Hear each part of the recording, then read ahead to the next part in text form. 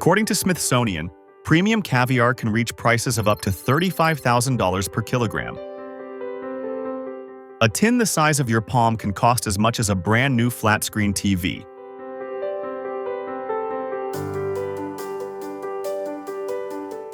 It is not churned out like potato chips or soda. Each ounce of caviar demands careful handling and strict control.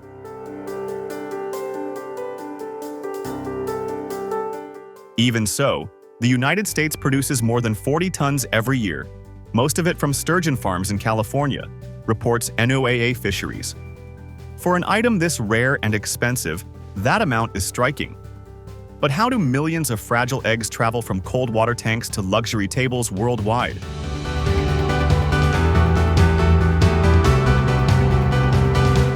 Caviar has been prized for centuries, with its earliest records traced back to the Persian Empire. At that time, it was valued not only as food, but also as a tonic believed to boost strength. By the 19th century, the United States had become a global supplier. Rivers like the Delaware provided so much sturgeon that American caviar was cheaper than a sandwich in some cities. Overfishing eventually collapsed wild stocks, forcing strict controls and sparking the rise of sturgeon farming. Today, most American caviar comes from sustainable aquaculture. Caviar begins not in a factory but in specialized fish farms built to mimic natural river systems. Sturgeon are housed in large ponds or recirculating tanks where water is continuously filtered. The filtration system removes waste and stabilizes oxygen at about 8 milligrams per liter, a level necessary for long-term growth.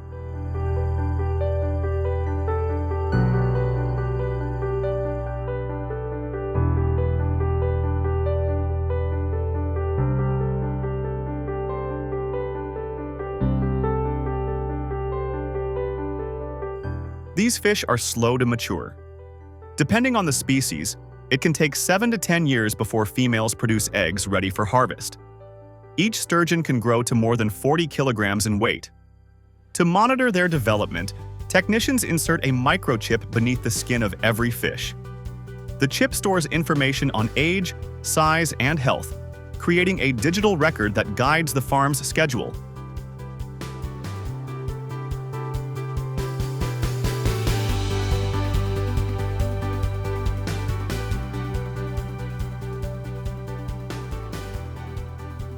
Temperature is another critical factor. Water is maintained between 18 and 20 degrees Celsius, which balances metabolic activity and ensures eggs develop evenly. Feed is formulated with proteins and marine oils, and every feeding is logged. By the time a female reaches maturity, she has been tracked and managed for nearly a decade, setting the foundation for the delicate product ahead.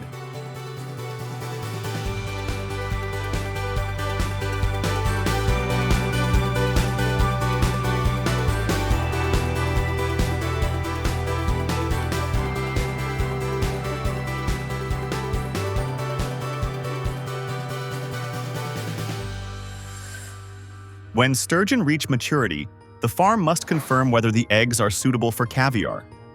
Ultrasound scanners are used on each fish to check the size and texture of the roe. A clear image of the ovaries tells technicians whether the eggs are firm enough for processing.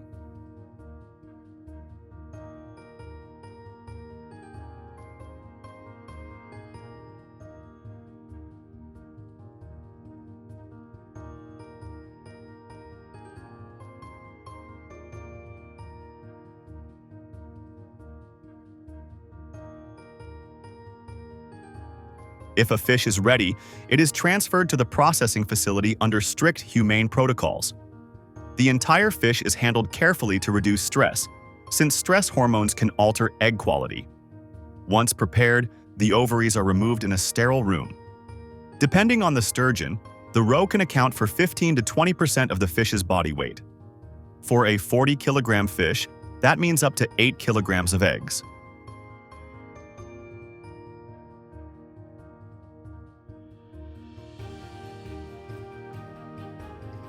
The removed ovaries are immediately cooled to near 0 degrees Celsius.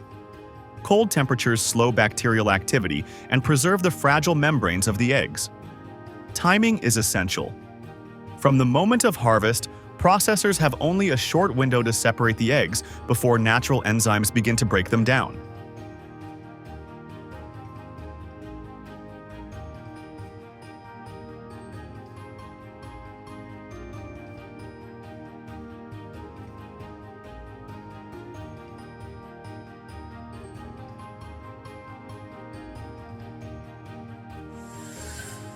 The harvested ovaries are cut into sections and pressed gently against fine mesh screens. This separates individual eggs from connective tissue and membranes. The mesh size is carefully selected, usually less than 2 millimeters, to ensure only whole eggs pass through. Broken eggs and tissue remain behind and are discarded.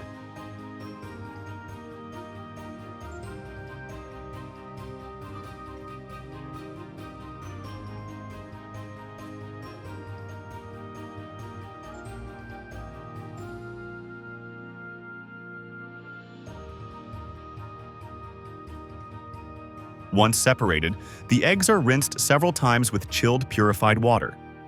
The water temperature is kept between 0 and 2 degrees Celsius to prevent softening. Gentle swirling removes any remaining blood or residue. Workers examine the eggs visually, checking for uniform size and clarity. A healthy batch shows a glossy surface and firm texture.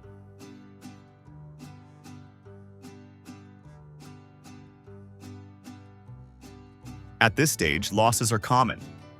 A slight delay or too much pressure can rupture thousands of eggs. That is why every action is controlled and documented. Have you ever tried caviar yourself?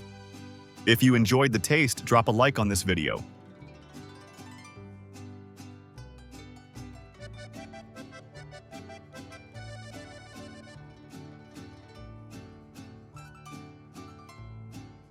The washed eggs are then drained on mesh trays. Excess moisture must be removed before salt can be added, since water content affects flavor and shelf life. This completes the transition from raw roe to prepared caviar grains.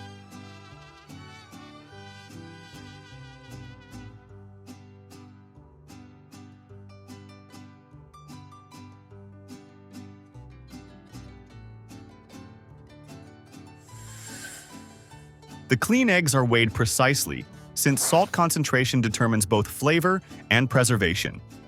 Typically, processors add between 3 and 5% salt by weight. A batch of 10 kilograms of eggs will therefore require 300 to 500 grams of salt. Only high-purity salt is used, often vacuum evaporated to ensure no trace minerals alter the taste.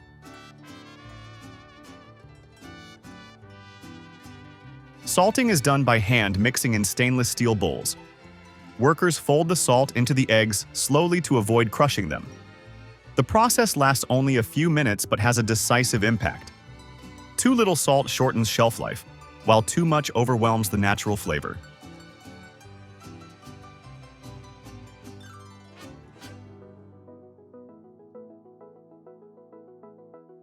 After mixing, the eggs rest in controlled refrigeration for several hours.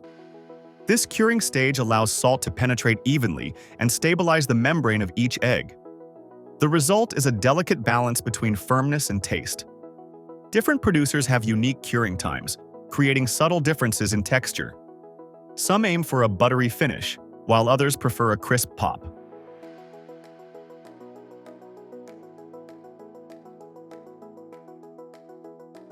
Finally, the caviar is tested for microbiological safety.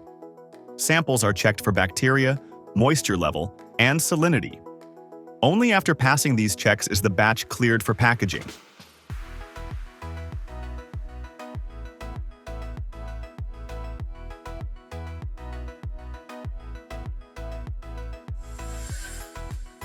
Packaging must protect the product without altering its flavor. The finished caviar is portioned into tins, typically ranging from 30 grams to 1 kilogram. Before sealing, air is removed to prevent oxidation. Many facilities use vacuum equipment that draws out oxygen and locks the eggs in a stable environment.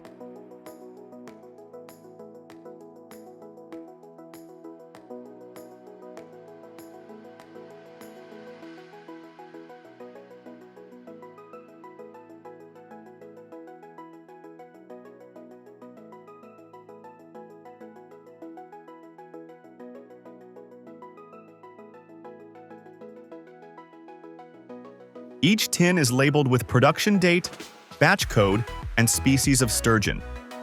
Labels also show the salinity percentage, which is important for chefs who rely on consistency. The tins are then stored at temperatures between -2 and 2 degrees Celsius. This narrow range slows bacterial growth while preserving natural oils inside the eggs.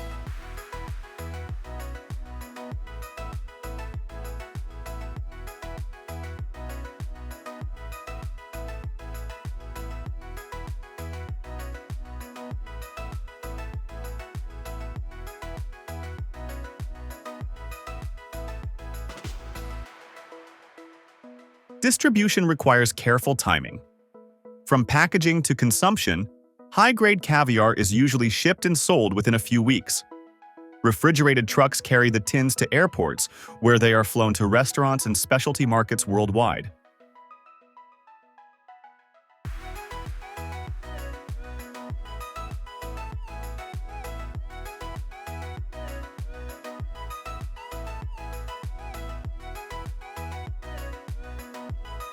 By the end of this step, a decade of patient farming and a series of precise actions condense into one small container. Each tin represents years of control, hours of delicate processing, and a product so rare that it commands luxury prices on the global stage.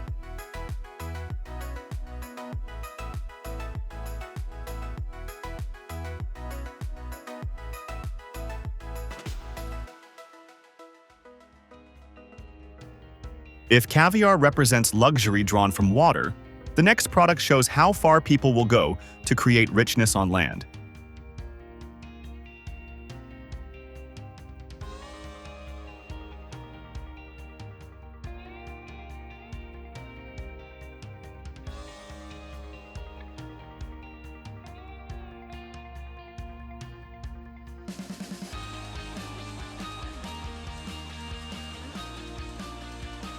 According to Statista, global foie gras production exceeds 25,000 metric tons each year, with the United States standing as one of the key importers.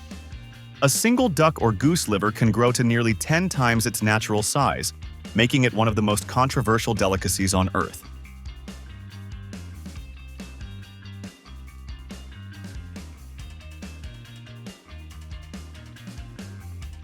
But inside controlled farms, how is foie gras actually made? From feeding pens to restaurant tables?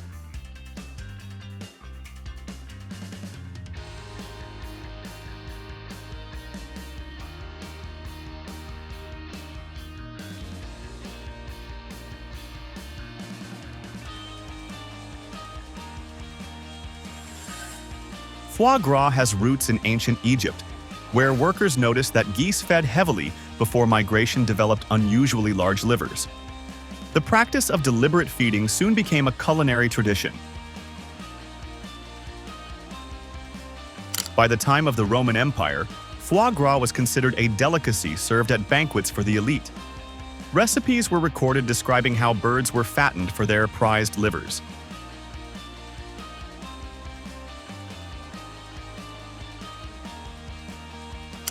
The technique later spread to France, where foie gras became embedded in regional cuisine, especially in Gascony and Alsace. Today, it remains a symbol of French gastronomy, and its methods continue to spark global debate. Foie gras production begins with ducks or geese raised on specialized farms.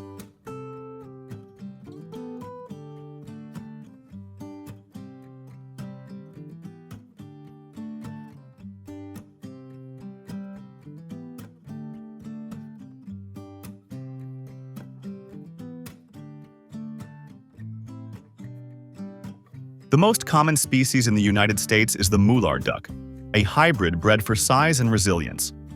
Birds are kept in open barns or outdoor pens during their early months.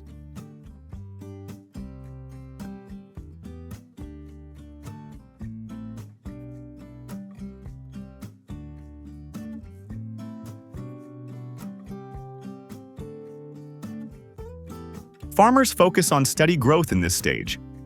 The birds are fed a balanced diet of corn, wheat, and soy meal.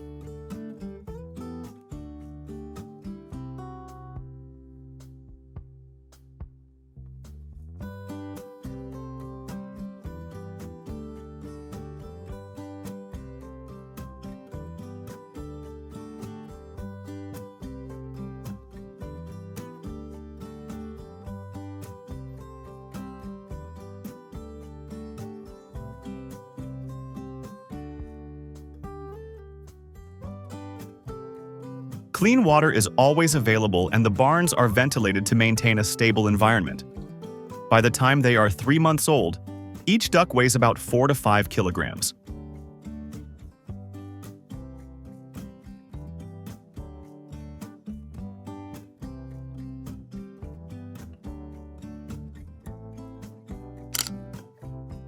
At this point, the liver is still normal in size. The early stage is about conditioning the birds for the next phase. Healthy lungs and digestive systems are essential, since foie gras relies on the natural ability of waterfowl to store energy in the liver during migration cycles.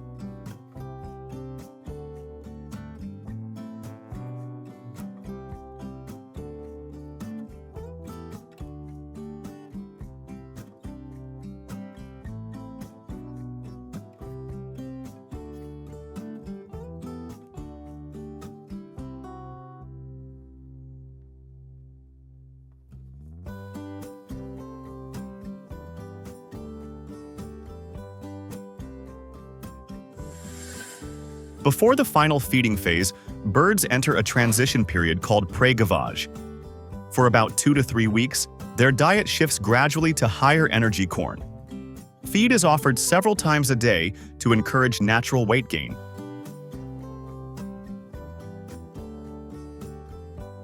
The environment is closely monitored. Pens are designed with slatted floors that allow waste to pass through, reducing ammonia levels and keeping the birds clean. Farmers control light cycles to match the birds' natural rhythms, ensuring consistent feeding.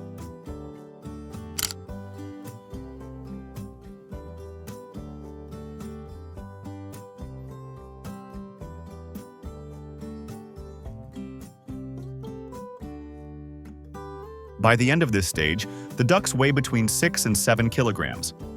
Their digestive systems adapt to processing larger amounts of starch. This sets the foundation for the rapid fattening process that defines foie gras.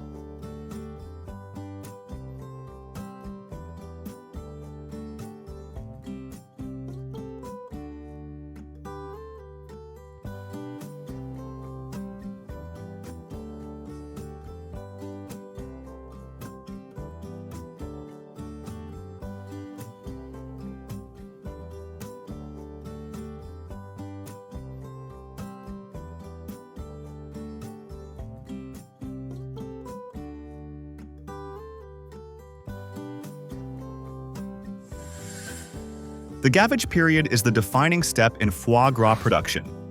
It usually lasts 10 to 14 days. During this time, each bird is fed 2 to 3 times a day with cooked corn mash.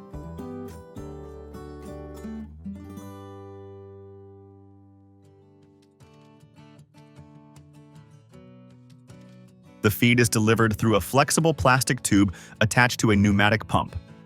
The tube slides down the duck's esophagus in just a few seconds. A measured dose of 200 to 450 grams of corn is deposited directly into the crop. This volume causes the liver to enlarge up to 10 times its normal size, reaching 500 to 900 grams by the end of the cycle.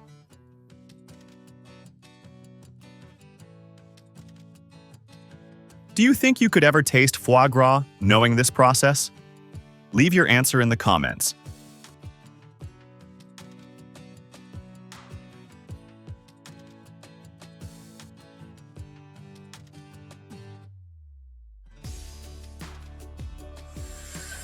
Once the fattening period ends, the ducks reach a weight of around 8 to 9 kilograms. They are then transported to processing facilities that follow strict sanitary codes. Birds are stunned, slaughtered, and eviscerated within hours to prevent spoilage.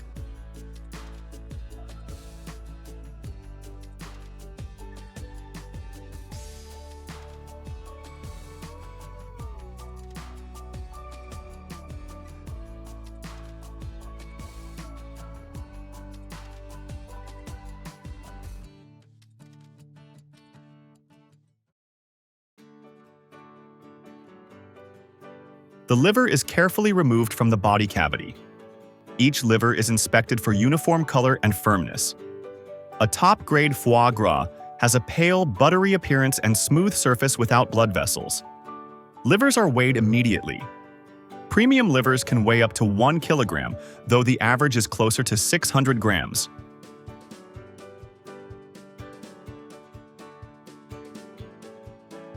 The livers are chilled to 0 to 2 degrees Celsius within minutes of extraction. The final step is grading and preparing the livers for market. Inspectors sort them into 3 categories: extra top grade, first, and second. Only extra grade livers are sold whole to fine restaurants. Lower grades are used for pâté and terrines.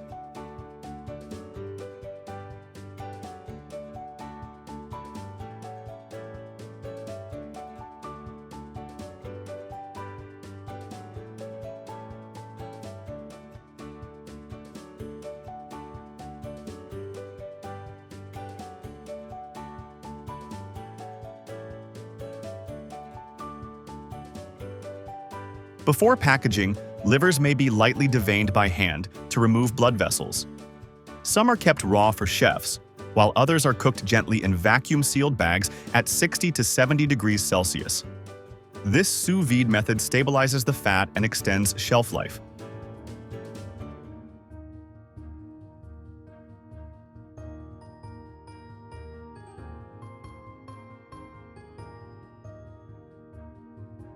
Packaging involves vacuum sealing in plastic or placing in metal cans. Labels include farm origin, weight, and processing date. Finished foie gras is stored at 0 to 4 degrees Celsius and shipped in refrigerated trucks. The product reaches kitchens within days, completing a process that combines centuries-old tradition with modern precision.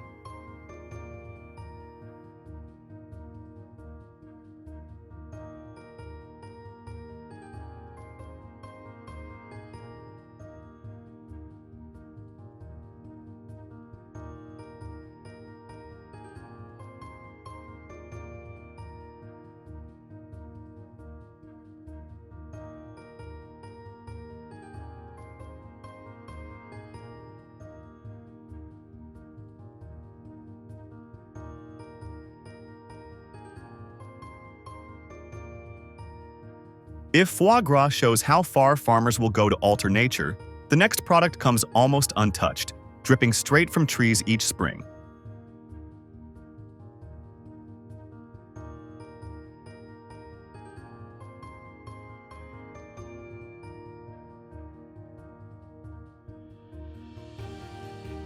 According to Agriculture and Agri-Food Canada, North America produces more than 13 million gallons of maple syrup every year. That is enough to fill over 19 Olympic swimming pools with liquid sweetness.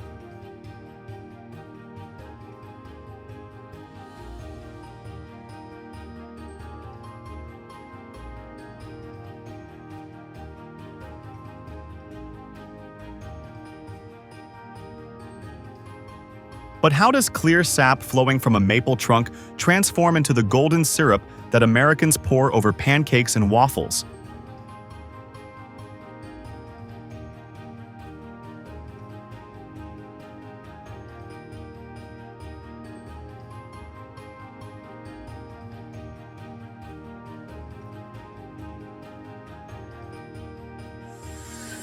Long before settlers arrived, native peoples of North America were already tapping maple trees. They used wooden spouts and hollowed logs to collect the sap, then concentrated it by dropping hot stones into the liquid. When Europeans reached the region in the 1600s, they quickly adopted the practice. Iron kettles replaced wooden vessels, making it easier to reduce large volumes of sap into syrup.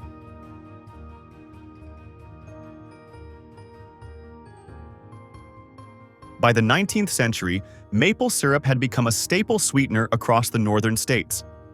Even with the arrival of refined sugar, families in Vermont and Quebec continued to tap trees every spring, keeping the ritual alive.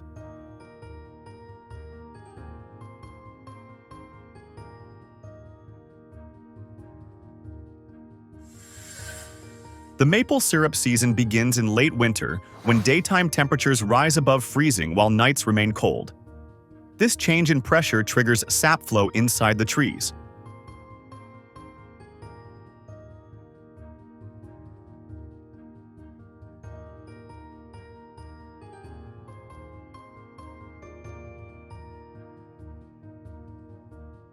Workers drill small holes, about 7 millimeters in diameter and 4 to 5 centimeters deep, into the trunks of sugar maples. A single mature tree can support 1 to 3 taps depending on its size.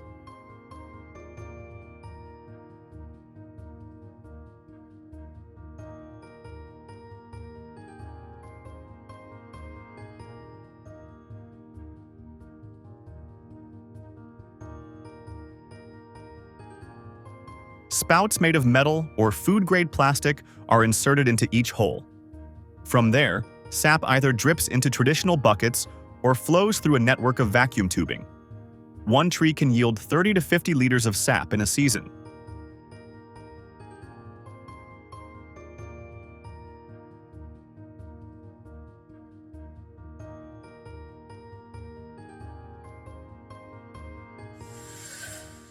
In large operations, tubing systems connect hundreds of trees at once.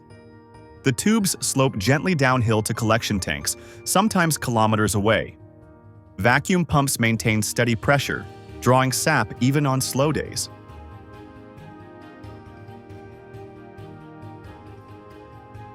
Each liter of sap looks clear and almost identical to water. Its sugar content averages only 2 to 3%.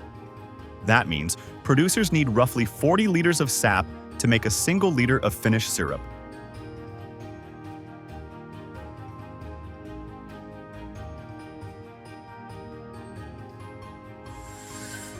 Collected sap is pumped into large evaporators housed in sugar shacks or factories.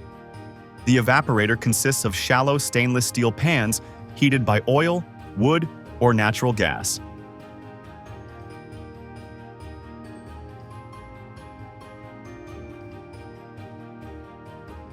As the liquid boils, steam rises continuously. Operators monitor the temperature carefully. Pure water boils at 100 degrees Celsius, but syrup thickens only once the boiling point reaches about 104 degrees.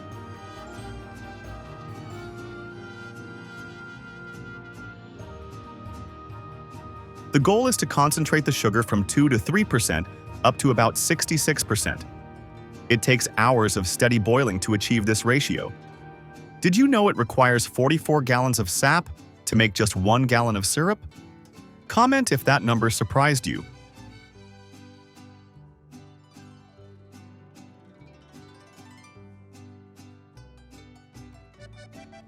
Foam often forms on the surface, and workers skim it off to keep the liquid clear. The sweet smell fills the entire building as tons of water leave the pans as vapor. Once the sap thickens into syrup, it is filtered to remove sugar sand, also known as niter.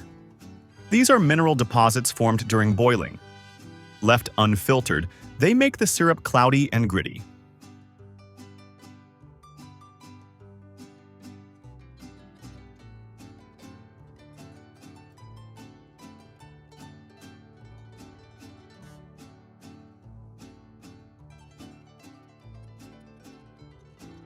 Next comes grading. Inspectors evaluate syrup based on color and flavor. In the United States, 4 official grades exist: golden, amber, dark, and very dark. Golden is light and delicate, while very dark has strong caramelized notes preferred for cooking.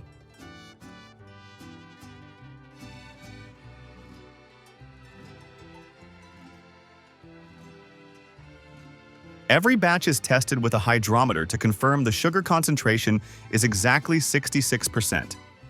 This precision ensures both safety and shelf stability. The finished syrup is kept hot, around 85 degrees Celsius, as it flows into bottles, cans, or bulk barrels. Packaging while hot sterilizes the container and prevents contamination.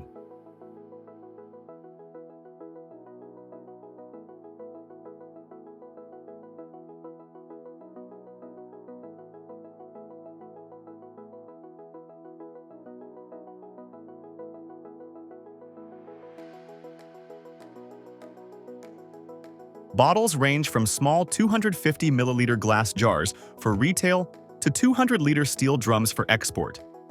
Each container is labeled with production date, grade, and origin.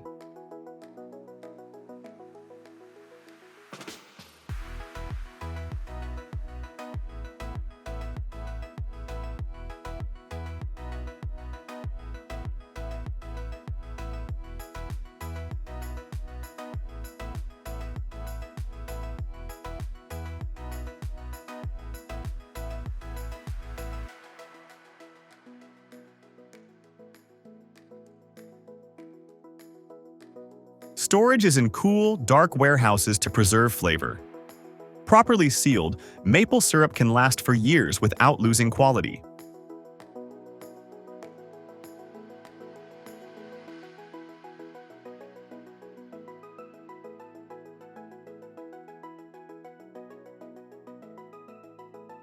From here, the product enters distribution networks. Trucks carry it to supermarkets across the United States, while tankers and containers ship bulk syrup overseas. What began as clear sap in the forest now reaches breakfast tables worldwide, completing a seasonal cycle rooted in centuries of tradition.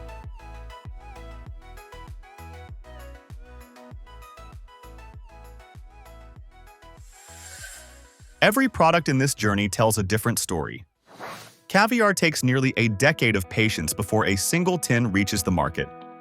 Foie Gras shows how farmers reshape natural cycles to create a rich and controversial delicacy. Maple syrup flows quietly from forests, turning clear sap into liquid gold with nothing more than heat and time.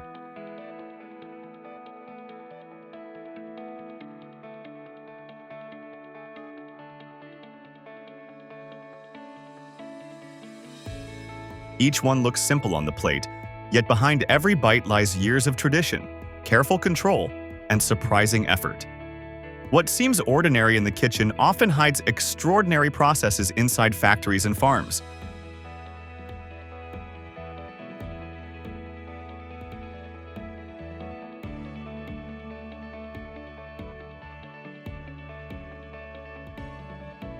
Do you want to uncover more secrets behind everyday foods?